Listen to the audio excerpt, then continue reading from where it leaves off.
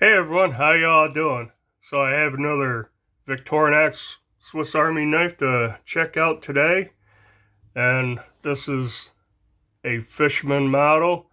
Um, I believe this is pre-1975, and when we get to the scissors, I'll show you why I think that.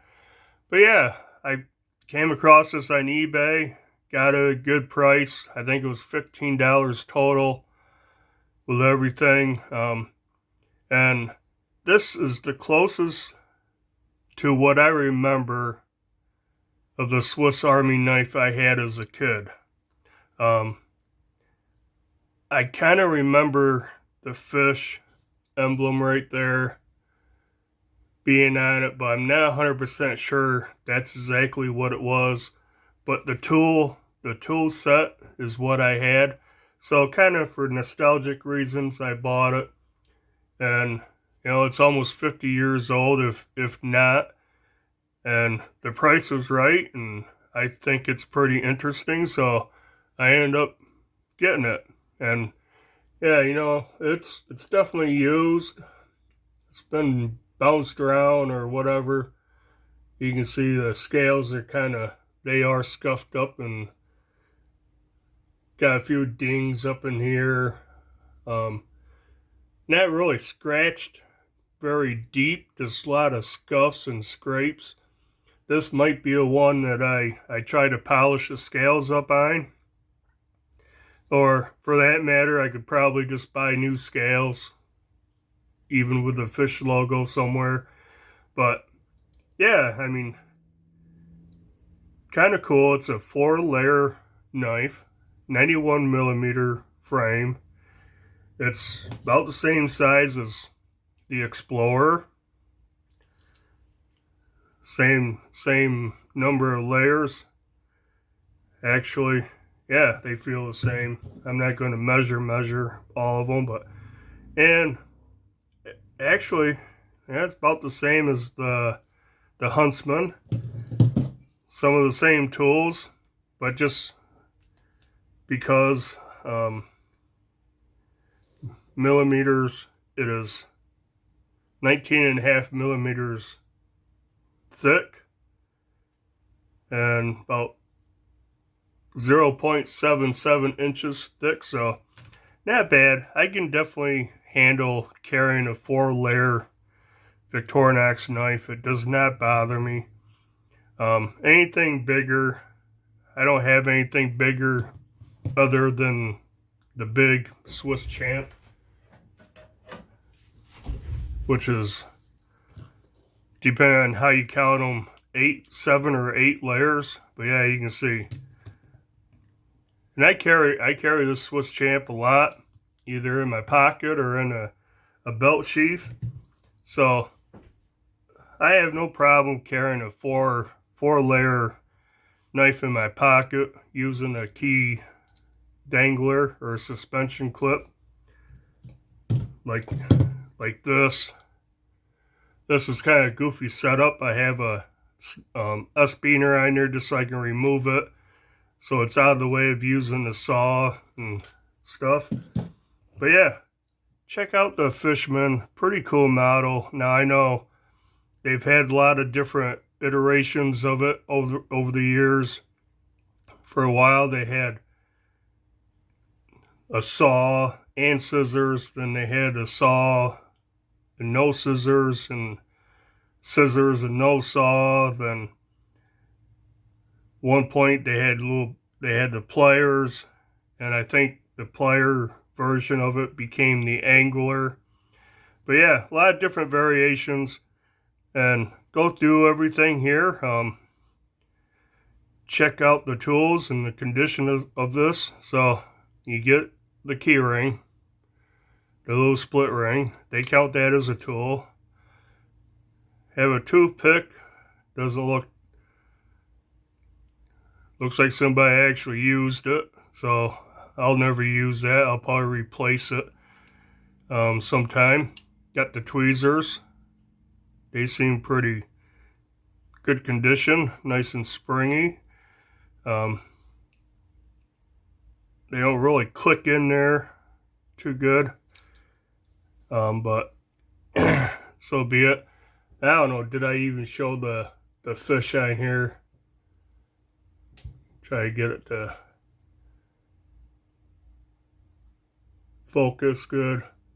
That's pretty cool. Yeah, it's scuffed up a little bit. The cross and shield's scuffed up a little. Now, I've heard a couple of people call that a seahorse. I can see that, but I believe it's a fish. Seahorse would have a little different head. Kind of looks like that, oh, what was that movie where Don Knotts was a fish? It was an old movie from like the middle 60s or whatever. Kind of, that's what the face reminds me of. But anyways, go through the back tools. There's only 2 back tools. You have the 3D Phillips head, and that looks like it's been used. There's a couple little dents in it. Still in good condition.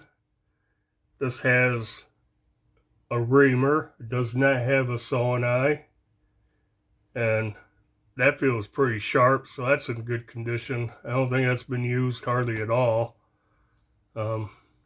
That's cool. Then come to the main tools. You have your normal openers. You have the can opener with a little Phillips head / flathead screwdriver tip. Cap lifter, flathead screwdriver, wire stripper. And like I always say, I use these for a little pry tool. This one does not have a half stop, so that dates it. I'm not sure exactly when they started using a half stop. This does not have it, so that dates it. Guess switch around to the blades. The small blade, and let's see. Doesn't look like it's been sharpened. So let's see if that's not too awful bad. That's got some flakes on there. It's a little rough. Good back spring on that. Pull out the main blade. And this one looks like it's been sharpened. Yeah, the bevel's different on this side. Looks like there's a couple little tiny chips right in there. Or if they're not chips, they're flat spots. The edge has been rolled right there. The bevel's better on this one. Just looks kind of goofy up here, but yeah, I don't know if you can see right in there. There's a couple flat spots, so that'll have to be touched up. And if you look at it, does have some scratches going this way, so if somebody's trying to polish it, get some stuff off it or something. But yeah, that's pretty dull. I mean, it's flaking right out on the table here. Yeah, try that spot. Actually, it doesn't catch on that spot. So yeah, little TLC on this. Like I said, this might be the one I try to refurbish. So anyways, because it is the Fisherman, it has the fish scaler and hook degorger, and I don't know if that's ever been used for what its intended purpose is, but it does have the scales, centimeters that side, inches on this side, single bevel right here. So I'll have to do more research on, try to pinpoint the date I noticed. But that's in good condition. Now, this has scissors, if I can find a nail nick. And this is what I think dates it to pre-75, as it has the single leaf spring right here instead of the double like on new ones. Let's see how that goes up and back down around. This has a single leaf spring, and if you close it all the way, it does catch. I don't know what it's catching on. Like that. It'll kind of stick closed. I don't know. Something in the jaws here, blades catching, or that spring's not strong enough. It looks like it's been bent and bent back into shape. But yeah, they quit using the single leaf spring and went to the modern spring, 1975. So this dates that. Also, the bottle opener with no half stop dates it. I'm not sure what the date was when they went to the half stop, but these are pretty sharp. But like I said, it catches right there, so don't want to close it all the way. But that's cutting nice and smooth and clean. Maybe that tip is bent. I think that could be it. This blade right, oh, they're both that way. Guess that's the way they're made. But yeah, something's catching it. I don't know, that spring just doesn't have the oomph to kick it out. But anyways, I'll work on that. And another thing, the scissors has a screw for the pivot instead of being pinned. So that dates it also.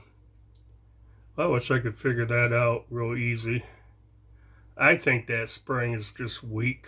I don't know, bend it just a touch. No. But anyways, I probably won't carry this. I won't EDC this. I bought it really for nostalgia purposes, because this is the closest I remember to the one I had as a kid. And it's cool, and it's old. 1975, it's at least 48 years old, right? My math was above a first grader. Almost 50 years old. And I think it's pretty cool. And yeah, guess that'll do it for this. Something I picked up. I haven't cleaned it, or I haven't done anything to it. But one of these days, I'll get it out, I'll clean it up, sharpen the blades, touch them up, try to figure the scissor sticking out. Maybe I'll try to polish these up a little bit. Bring some luster back to them. They are a little dull and rough looking. But yeah, guess that'll do it for this video and this knife for now. Do the usual like, comment, subscribe, and until the next video, bye.